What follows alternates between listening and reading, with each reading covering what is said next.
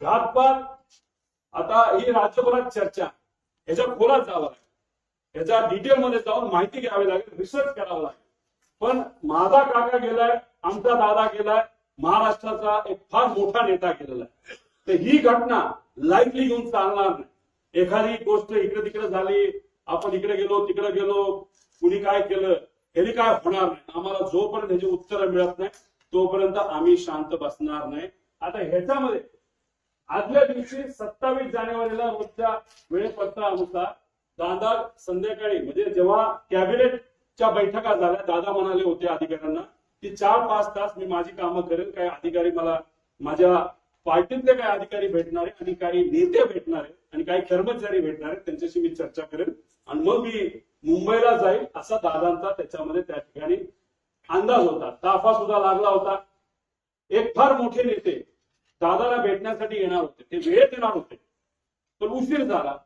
ते उशिरा आल्यामुळे आणि चर्चा उशीरपर्यंत सुरू राहिल्यामुळे दादांचा वेळ त्याच्यामध्ये गेला आणि 5-5:30 ला जे दादा गाडीने जाणार होते ते गाडीने जाऊ शकले नाही. त्यांना पर्याय राहिला नाही, त्यांना विमान बुक करावं लागलं आणि म्हणून 7:13 म्हणजे संध्याकाळी दुसऱ्या दिवशीचं विमान हे आदल्या दिवशी म्हणजे 27 तारखेला तिथं बुक झालेलं आपण बघितलं. पूर्व विदर्भातील एक कुठले तरी नेते हे मोबाईल चेक करा दादांचे, नाही तर लँडलाईनवर कोणाचा फोन होता काय होता मला माहित नाही, पण मला जे कळालेलं आहे सही करावीच लागते. फार महत्वाची फाईल आहे आणि मग ती फाईल कुठे आहे हे जेव्हा बघितलं गेलं, ती फाईल घरी नव्हती. ती फाईल मंत्रालयाच्या कार्यालयामध्ये होती दादांच्या. दादा कुठलीच फाईल मोकळी ठेवत नाही, पण अचानक ती फाईल तिथं होती. मग ती दादानी बोलवली. बोलवण्यात येण्यात मुंबईचं संध्याकाळचं ट्रॅफिक तुम्हाला माहिती, ती फाईल पोहोचूस तर वेळ गेला. वेळ गेल्यानंतर ती फाईल आली. पण एक मोठा नेता आपल्या पक्षाचं बोलत असेल तर सही तर करावीच लागेल आणि मग दादानी ती सही केली. ती फाईल यूज तर सही करूस तर त्याच्यामध्ये दुर्दैवाने त्या ठिकाणी वेळ गेला. आता ह्याच्यात खोलाचं जायचं असेल तर आमच्या पण ओळखी तिथं आहेत, आमच्या पण जीवाची माणसं आहेत. अजित दादांबरोबर जेव्हा केव्हा मी भेटलो आणि दादांचा जो काही शेवटचे 3-4 महिने होते त्यात मी दादा आणि त्यांच्याबरोबरचे अधिकारी एकदम घट्टपणे फार महत्वाची चर्चा त्या ठिकाणी करायचो. आणि ती करत असताना मग काही अधिकाऱ्यांचे कर्मचाऱ्यांचे त्याच्यावर आमच्यावर त्या ठिकाणी विश्वास असल्यामुळे तिथं चर्चा काय चालली होती हा विषय जेव्हा केला तेव्हा तिथं चर्चा कुठलं ते राजकीय कन्सल्टंट कोणीतरी आहे त्यांचा जो कॉन्ट्रॅक्ट आहे जो शेकडो कोटीचा आहे तो आपल्याला कॅन्सल करावा लागतोय, कारण त्यांच्याकडनं काहीच आपल्याला मिळत नाही, त्याचा काहीच फायदा होत नाही.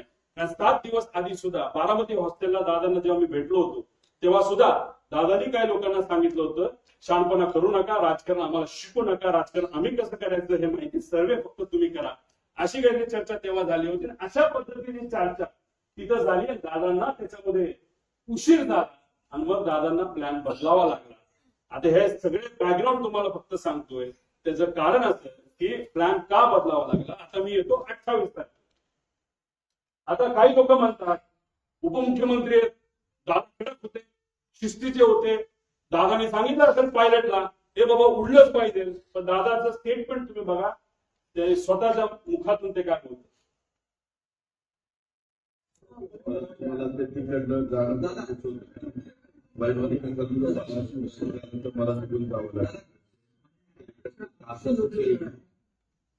म्हणजे दादा कधी पण विमान उडवत असताना कॅप्टनला विचारायचं बाबा काय वाटतं, जायचं का नाही जायचं, उडायचं का नाही उडायचं, काय अडचण आहे, तुम्हाला जे वाटतं ते करा.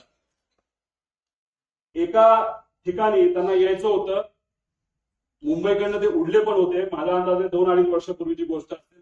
हेलिकॉप्टरले होतं, लोणावळ्याला धुकं वाढलं होतं. दादांना त्या कॅप्टनने सांगितलं थोडंसं धुकं जास्त आहे, रिस्क आहे, पण आपल्याकडे डबल इंजिन हेलिकॉप्टर आहे, अजिबात दादा काळजी करू नका. दादा म्हणजे काय नाही, मुंबईला परत दे. दादा परत मुंबईला गेले आणि गाडी पुण्याकडे त्या ठिकाणी आले. हे दादांची वस्तुस्थिती होती. दादांचं एक मत होतं, जो एक्सपर्ट आहे, जो त्यातला एक्सपर्ट आहे त्याचा ऐका, अभ्यास करा, रिस्क उगाच त्याच्यामध्ये त्या ठिकाणी घ्यायची नाही, अशी दादाची भूमिका होती. हे होते आमचे दादा जे वेळेवर एअरपोर्टला पोहोचले, पण नंतर जे घडलं त्याच्यामध्ये काही गोष्टी तुम्हाला पुढे मी सांगतो. पुढे आता हे ईमेल, या ईमेल मध्ये 2 नावं आहे क्रू डिटेल्सची, त्याला क्रॉस व्हेरीफाय करावं लागेल. हे ईमेल याच्यामध्ये कॅप्टन साहिल काहीतरी आहे मदन आणि कॅप्टन यश असे 2 नावं प्रपोज केली गेली होती. बाकी सगळं तिथे लिहिलेलं आहे आणि कुठं जाणारे मुंबई बारामती वगैरे सगळं तिथे लिहिलं होतं. आता हे आहेत दोघं, पण झालं असं की नाव ते दुसऱ्या दिवशी बदलण्यात आलं. हे आहेत मदन. मग त्यांच्या मिसेसने मेसेज ते सोशल मीडियावर टाकलं होतं की मदनचं नाव जेव्हा सुरू झालं होतं तेव्हा त्यांच्या मदनच्या नावाने तिथं सुरू झालं होतं की वाईट वाटतं, दुर्दैवी त्यांची मृत्यू झाला. मग त्यांच्या मिसेसनी ते तिथं टाकलेलं आहे. आता हे दोघांची नावं होती, पण मग हे त्यांना त्या ठिकाणी नियुक्ती झाली, म्हणजे पाठक आणि कपूर यांचं नाव तिथं आलं. तर मग आमचा विषय आणि कधीच तुम्ही बघितलं असेल, कपूरचे कुठला तरी मित्र कुठेतरी बोलत होता की बाबा नो कपूर आदल्या दिवशी बाहेरून आला होता भारताच्या, तो उडवणारच नव्हता, पण मग त्याला अचानक सांगितलं आणि मग त्यांनी उडवायला घेतलं विमान, असं तुम्ही कुठेतरी ऐकलं असेल. तर मग आमचा प्रश्न असा आहे की मग टेक ऑफ पूर्वी मुख्य पायलट हे का बदलले गेले आणि मग का असं नाव चेंज त्या ठिकाणी केलं गेलं, आणि जर टेक ऑफ करायचं असेल तर त्या पायलटला आधीच यावं लागतं. आणि तिथं असं सांगितलं होतं की हे 2 पायलट हे ट्रॅफिक मध्ये 6:30 वाजता सकाळी अडकलेत आणि ते येऊ शकत नाहीत, म्हणून दुसरे पायलट आम्हाला द्यावं लागलं, अशी कुठेतरी एक स्टेटमेंट आम्ही सोशल मीडियावर आणि काही मीडियाच्या माध्यमातून तिथे ऐकली होती आणि काही अधिकाऱ्यांनी सुद्धा त्या ठिकाणी सांगितलं. पुढे आता हे व्यक्ती आहे 7 वाजता हे क्रू तिथं पोहोचलं. आता अप्रुव्हल कधी आलं तर 12:30 ओके, विमान मध्यरात्री 12-12:30 वाजता की विमान फायनल झाले, क्रू फायनल झाले आणि त्यांनी सांगितलंय की ओके, सकाळी त्यांनी 7 वाजता मेसेज केला की क्रू हे एअरपोर्टला पोहोचले आहे. मग आता प्रश्न आम्हाला असे निर्माण होतात पुढे की हे जे 2 पायलट आहेत जे ट्रॅफिक मध्ये अडकले असं म्हणतात, मग कुठं होते, त्यांचा सीडीआर तुम्ही काढलाय का? ट्रॅफिक पोलीसच्या बऱ्याच ठिकाणी तिथं सीसीटीव्ही कॅमेराज आहेत, ते तुम्ही तिथं बघितले का? मग हे 2 ट्रॅफिक मध्ये अडकले, तर मग हे 2 काय एअरपोर्टलाच राहायला होते का? एअरपोर्टच्या जवळ राहायला होते का? मग हे दोघं तिथे कसे आले? असा बरेच काही प्रश्न आम्हाला तिथं पडतात. त्यानंतर ते आल्यानंतर ब्रेथ अनालिसिसची टेस्ट झाली का, ज्याच्यामध्ये आपल्याला ते जसं पोलिसांनी रात्री तुम्हाला पकडलं, तुम्ही पिला असलं काय नसलं काय, तुम्हाला ते फुंकावं लागतं, तसं हायली अडव्हान्स ब्रेथ अनालायझर हे एअरपोर्टला असतात, डीजीसीएने दिलेले असतात. त्याचा फोटो सुद्धा निघतो, ते सीसीटीव्ही आहेत का, तोच तो होतो का, त्याचं ब्रेथ अनालिझर केलं का, तिथं कॅमेरा आहेत का, कॅमेराचा रेकॉर्ड कोणाकडे आहे, त्यानंतर विमानाकडे गेल्यानंतर तिथं चेक करत असताना ते रेकॉर्ड आहेत का, 7 वाजता ते पोहोचले असते, 10:08 पोहोचले असते, ते 1 तासाचा वेळ आहे, त्यात त्यांनी विमानं चेक केली आहेत का, विमानात काय वेगळं ठेवलंय का, असे बरेच प्रश्न त्याच्यामध्ये आम्हाला त्या ठिकाणी येतात. आणि हे सर्व गोष्टी आता बघण्याची जरूरत आहे असं आमचं मत आहे. आणि कोणतरी असं म्हणलं होतं की कपूर हे हाँगकाँगवरनं आले होते, मग ते खरंच आले होते का इंटरनॅशनल फ्लाईटवरनं, हे सुद्धा बघण्याची जरूरत आहे. कारण इंटरनॅशनल फ्लाईटवरनं जर एक व्यक्ती ज्याला दारू प्यायची खूप सवय असं ऐकलं होतं आणि पुढे काही पुरावे त्याच्यामध्ये आहे, मग इंटरनॅशनल फ्लाईटवर दारू दिली जाते, मग तो पिऊन आला होता का, अशा सगळ्या गोष्टी बघण्याची जरूरत आहे. कदाचित त्यांच्या परिवाराला असं वाटत असेल मी काहीतरी वेगळं बोलतोय, मला त्यांना एवढंच सांगायचं, आमचा तो हक्क आहे, आम्ही परिवारातले लोक आहेत, आमच्या शंका जर असतील तर शंकेचं निरसन हे झालंच पाहिजे, कारण आम्ही आमचा माणूस गमावलेला आहे, तुम्ही तुमचा माणूस गमावलेला आहे, तुम्ही तुमची बाजू बघा, आम्ही आमची बाजू बघतो, पण आमच्या मनात ज्या शंका आहे त्याला कुठे ना कुठेतरी उत्तर हे मिळालं पाहिजे. गेले 13 दिवस मला तरी तिथं झोप लागलेली नाही आणि कदाचित जोपर्यंत ह्या गोष्टी सापडत नाही, क्लिअर होत नाही, तोपर्यंत झोप लागणार नाही, मी झोपणार सुद्धा त्याच्यामध्ये नाही. पुढे तुम्ही जर गेला तर आता मुख्य पायलट सुमित कपूर बद्दल आपण थोडीशी माहिती घेऊ. मार्च 10 दिल्ली बेंगळुरू विमान उडण्यापूर्वी त्याला प्री फ्लाईट अल्कोहोल टेस्ट मध्ये त्याला पकडण्यात आलं. पुन्हा 7 एप्रिल 17 दिल्ली गुवाहाटीचं विमान उडवत असताना त्याचं टेस्टिंग जेव्हा केलं तेव्हा तो सापडला. तुम्ही मला तिथं सापडलं, इथं का नाही?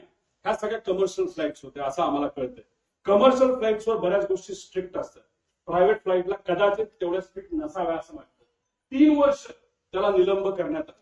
त्याच्याबरोबर काम केलेल्या एका व्यक्तीला आम्ही जेव्हा बोललो त्यांनी सांगितलं लेअर जेट म्हणजे उद्या जर मला ग्लोबल नावाचं विमान उडवायचं असेल तर मला त्याचं ट्रेनिंग घ्यावं लागतं, त्या कंपनीकडे जावं लागतं. तसंच हा सीपी म्हणजे कमर्शियल पायलट असल्यामुळे बोईंग एअरबस उडवत असेल आणि तिथं लेअरजेट उडवायचं असेल तर त्याला अमेरिकेत लेअरजेटची फॅक्टरी म्हणजे बंबाडियरची फॅक्टरी असल्यामुळे अमेरिकेत जाणं महत्वाचं होतं. तो तिथं गेला, मला ते कळालं. तिथं गेल्यानंतर दुर्दैव असं त्यांनी इतकी दारू पिली का काहीतरी असं मला कळालं. हे क्रॉस व्हेरीफाय करावं लागेल की त्यांना ट्रेनिंगला जाता आलं नाही. हे रिपोर्ट आता आपल्याला काढावं लागतं खरंच हे घडलं होतं का, आणि परत त्यांना परत ट्रेनिंगला पाठवण्यात आलं असंही आम्हाला त्याच्यामध्ये त्या ठिकाणी कळलं होतं. आता इतर पायलटनी लेझर जेटची परीक्षा अमेरिकेत सांगितलं.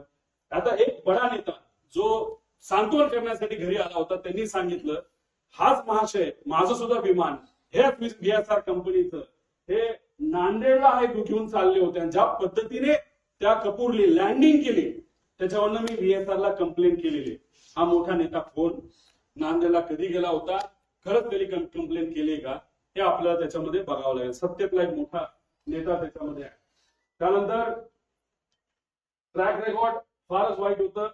तरी मग या व्यक्तीला तिथं अजितदादांचं विमान नाही VIPचं, उद्धव ठाकरे साहेबांचं, फडणवीस साहेबांचं, एकनाथ शिंदे साहेबांचं, ऍक्टरचं, या सगळ्यांचं विमान का उडवायला दिलं असा प्रश्न आमचा तिथे आहे पुढे. आता ह्याच्यामध्ये तुम्ही जर बघितलं असेल तर VK सिंग म्हणजे हा मालक त्यांचा एक ग्रुप आहे व्हॉट्सअपचा. त्या ग्रुपवर आम्ही ही माहिती काढली. कशी काढली काय काढली नका मला विचारू, पण ही माहिती आहे. आता तुम्ही म्हणाल ही माहिती तुम्ही देत आहात ते डिलीट केलं तर काय, तुम्ही व्हॉट्सअप किती डिलीट करा सगळी माहिती कळते. त्यामुळे जो कोणी तिथे इन्व्हेस्टिगेट करणार आहे हा ग्रुप कुठला, हा ग्रुप कोणाचा, त्या ग्रुपवर कोण, आणि गेल्या 2 वर्षांमधल्या त्याच्यावरच्या ज्या काही डिस्कशन आहेत हे लोकांसमोर त्या ठिकाणी आल्या पाहिजे.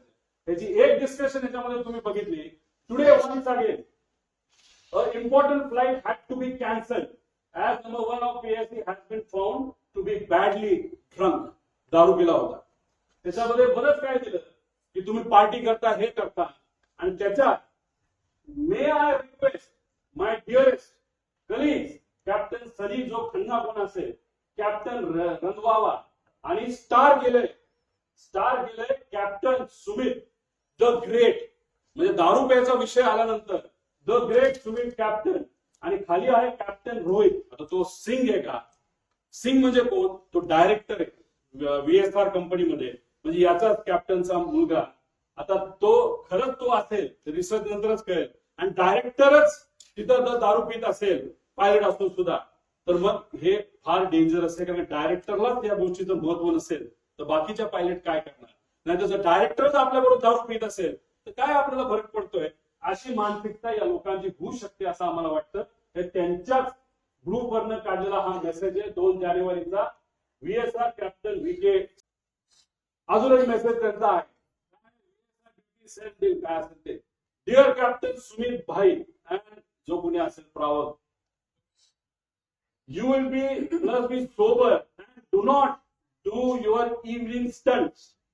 आता इव्हनिंग स्टंट्स मध्ये काय आम्हाला माहिती आहे, विमान वेडवाकडे चालवायचा हा स्टंट असू शकतो, नाही तर दारू पिणं हा एक स्टंट असू शकतो, नाही तर ड्रग्स घेणे हा स्टंट असू शकतो. म्हणजे हा स्टंटचा अर्थ मला तरी काही निघत नाही, हा आपल्याला बघावा लागेल. आणि त्याला तुम्ही उत्तर देतो कॉपीड सट. म्हणजे मला जर कोणी बोललं असतं हे तू वेड्यासारखा तिथं काल का वागत होता, आणि जर मी वागलोच नव्हतो तर मी लिहिलं असतं sir that was not me and I won't do it. पण इतर वर जर दारू बद्दल बोललं असेल आणि काही कॉपीड सर म्हणत असतील, याच्यावरनं नक्कीच दाल में कुछ काला आहे असं आपल्याला म्हणताय. हा जो ब्रेथ अनालिझर आहे त्याचा फोटो सुद्धा निघतो, याचे रिपोर्ट आता आपल्याला बघावं लागेल पुढे. आता वेगवेगळ्या सरकारी अहवालातील वेगवेगळी विसंगती. ह्याच्यामध्ये PIB प्रेस ब्युरो तुम्हाला माहिती आहे, हे कुठली माहिती देते ते तुम्हाला काय कुठलं ते DGCA जी माहिती दिली जाते ती PIB छापते. बरोबर आहे, बरोबर आहे. आता ही ट्रान्सक्रिप्ट आहे, ही कशाची ट्रान्सक्रिप्ट आहे तर ही बारामती ATC ची ट्रान्सक्रिप्ट आहे. वेळ न वेळ तिथे लिहिली आहे, तिथे वेळ लिहिली आहे. मग काय एअरक्राफ्ट मधली ज्या त्या पाठक मॅडम आहेत त्या काय बोलल्या, आणि बारामती ATC ला सुद्धा एक कोणतरी महिलाच होती असं आम्हाला कळलंय, त्या काय म्हणल्या याच्यामध्ये तिथं दिलेला आहे. आता ह्याचा वेळ जर बघितला तर यांच्या PIB अनुसार म्हणजे DGCA अनुसार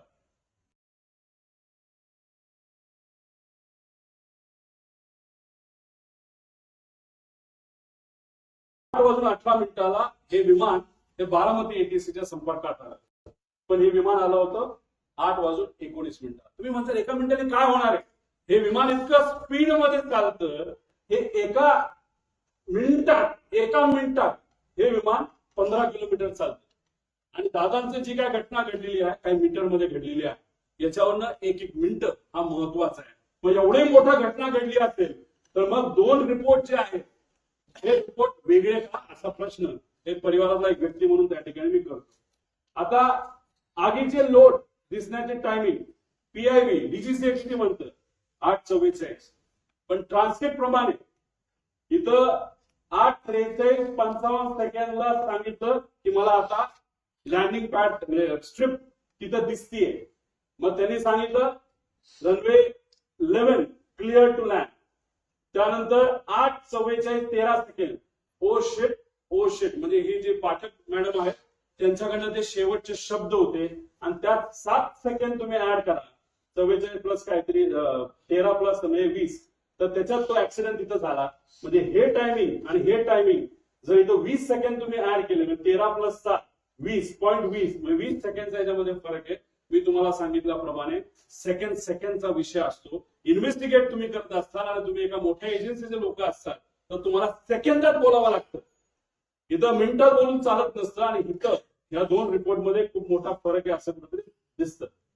आता हा एक ट्रान्सपॉन्डर एक असतं विमानाला. विमान सांगत असतं सॅटेलाइटच्या माध्यमातून मी इथे आहे माझं स्पीड किती आहे मी अलाइन झालोय का एअरपोर्टचं जे स्ट्रिप आहे त्याला मी अलाइन झालोय का तिथून माझं डिस्टन्स किती आहे माझी हाईट किती आहे माझं लोकेशन कुठे आहे हे सगळं तिथं दिलं जातं. आणि हे आमच्याकडे आहे ही माहिती ही आम्हाला एका सॉफ्टवेअरच्या माध्यमातून जे मगाशी तुम्हाला सॉफ्टवेअर सांगितलं त्यातून आम्हाला सगळी माहिती कळाली. फक्त शेवटच्या 1 मिनिटाची आम्हाला माहिती कळाली नाही. कदाचित ट्रान्सपॉन्डर हा मुद्दामून विमानाच्या आतून हा बंद केला होता. तुम्हाला टिल्ट होताना जे विमान दिसतंय त्या ट्रान्सपॉन्डर बंद होता. ट्रान्सपॉन्डर हा 8:43.18 ह्याच्यात तुम्ही म्हणाल इथं टाइम वेगळा दिसतोय. त्यात फ्लाईट रडारच्या शेवटच्या युटीसी टाइम म्हणजे 3 ते म्हणजे याच्यामध्ये 5 तास आपल्याला ऍड करावं लागतं. त्यात 8:43.18 जेव्हा हे बंद झाला ट्रान्सपॉन्डर का बंद झाला का कुणी बंद केला असे प्रश्न आम्हाला त्याच्यामध्ये आहे. आता आपल्याला शेवटपर्यंत कळालं असतं आणि या 1 मिनिटाच्या आधी हे विमान त्या धावपट्टीला अलाइन झालं होतं म्हणजे त्या धावपट्टीवर उतरेल अशी अपेक्षा होती. पण 1 मिनिटामध्ये काहीतरी गडबड झाली ती अजूनपर्यंत आपल्याला कळलेली नाही. आता हा जो भाग आहे हा तुमचा 11 नंबर आणि हा भाग आहे 29. हे जे मोठी चर्चा करतात आणि बाबा तो जो असा हिलटॉप वर आहे आपला लँडिंग स्ट्रिप त्यामुळे फार डेंजरस आहे फार अवघड आहे हे आपण लँड करू शकत नाही असं लोक बोलतात. ते खरं. आता ही ती जागा आहे 11 नंबर आणि ही जागा आहे 29 नंबर. मागे ती आहे MIDC ची साईड. इथं तुम्ही जर गेला तर सपाट आहे सपाट काही तिथे टेन्शन नाही. तिथं तुम्ही कसंही लँड होऊ शकता. त्यावेळेस जे विंड स्पीड होतं ते ऑलमोस्ट नव्हतं आणि विमान जेव्हा इथून लँड होतं त्याला अडचणी काय असतात एकतर हे उंच आहे आणि इकडे जो पुढे उगवत असतो तो स्क्रीनवर तिथं दिसतो. तर सगळ्यात बेस्ट ऑप्शन काय असतं बाबा इकडे नको जायला सोपी साईड 29 साईड आपण घेऊ 11 नको घ्यायला असा निर्णय बराच वेळा त्या ठिकाणी घेतला जातो. मग ह्या विमान चालकाने तो निर्णय घेतला होता का पुढे जाऊन बघूया. 8:27 एअरक्राफ्ट करून रनवे 29 ची परवानगी मागण्यात आली म्हणजे परफेक्ट फ्लॅट आहे. जसं तुम्ही 2023 ला ऍक्सिडेंट बघितला तर नुसतं घासत गेलं होतं अशी कदाचित घटना घडू शकते असेल जिवंत असू शकले असते. 29 नंबरची परवानगी तिथं ATC कडे घेतली होती. ATC ती परवानगी दिली आणि 2 मिनिटांनंतर परत परवानगी मागली. का कशामुळे काय कारण प्रश्नच आहे. म्हणजे सोपं सोडून अवघड कशाला घ्यायचं. बरं एकदा मागितली का नाही. मग दुसऱ्यांदा परत 8:36 ला एअरक्राफ्टने गो अराउंड केल्यानंतर त्यांनी परत 29 ची मागणी केली. परत ती त्यांनी कॅन्सल केली. परत आम्ही 11 ला येऊन लँड करतो असं सांगण्यात आलं. निर्णय को पायलट घेत नसतो मेन पायलट घेत असतो. को पायलट कम्युनिकेशन करत असतो. मग या मेन पायलटला 29 जे सोपं होतं ते सोडून 11 नंबरच का पाहिजे होता हे मात्र त्या ठिकाणी अजूनपर्यंत कळालं नाही. आता हा व्हिडिओ बघा.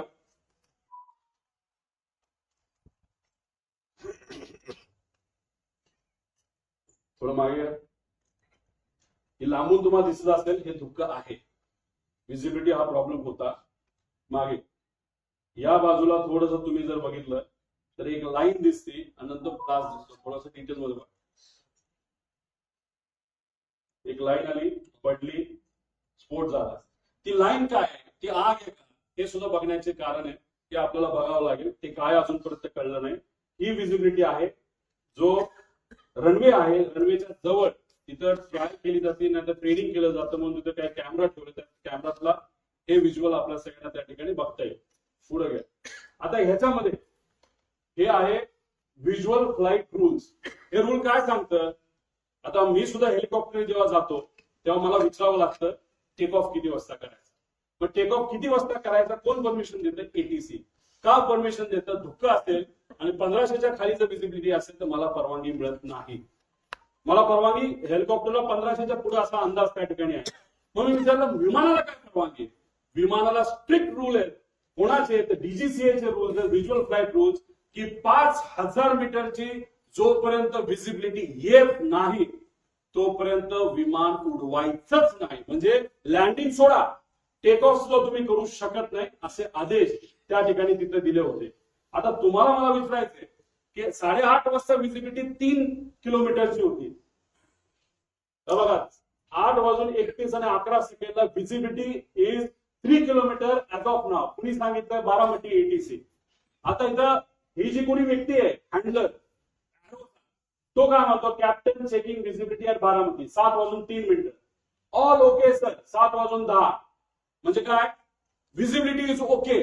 मग आता एरोला पकडायला काय कारण आहे, एरोनी छोटी माहिती काय दिली. साधा प्रश्न आहे. 8:30 वाजता जर विजिबिलिटी 3 किलोमीटर असेल तर सकाळच्या वेळेत 7 वाजता विजिबिलिटी कमी असेल का जास्त असेल, धुकं जास्तच असेल ना. मग हा महाशय 7:10 म्हणतो all okay sir, visibility is okay, okay to take off. म्हणजे ह्या व्यक्तीने सुद्धा ऑफिसमध्ये जिथे डायरेक्टर, महाराष्ट्राचा डायरेक्टर एव्हिएशनचा ज्या ग्रुपमध्ये, त्या ग्रुपमध्ये हे महाशय म्हणतात all okay, visibility is fine, okay to take off. आणि ही गोष्ट बघितल्यानंतर आमचे दादा विमानात बसले आणि मग तिथं जे काय घटना त्या ठिकाणी घडली. मग एरोला पण जबाबदार धरायला काय कारण आहे, धरायलाच पाहिजे.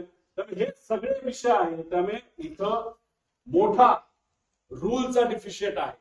मग या पायलटला माहित होतं विजिबिलिटी नाही, तरी तो हिरोगिरी करायला का गेला, मुद्दामून गेला का, त्याच्यावर कुठलं प्रेशर होतं का, तर वेगळंच काय कारण आहे. आणि कदाचित त्याच्या मनामध्ये ही घटना घडवायचीच होती असे होते का, असे प्रश्न आम्हाला तिथं उद्भवतात. पुढच्या काही गोष्टी बघितल्यानंतर तुम्हाला त्या गोष्टी खरं वाटतील. पुढे